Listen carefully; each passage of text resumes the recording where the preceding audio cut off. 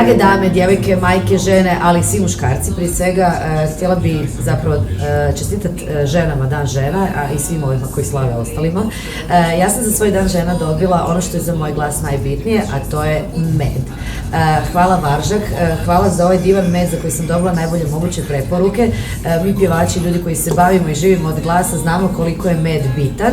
I evo, i za moje dijete, i za cijelu obitelj, i Cvjetni, i Kestenov, i onaj jedini koji ja znam, Vrcani, to mi je najsmiješnija riječ, taj će sad popuniti sve moje bitne ladice. Idemo odmah probati, a sve najbolje želim i vama i naravno još jedanput sve dame, sretan vam Dan žena.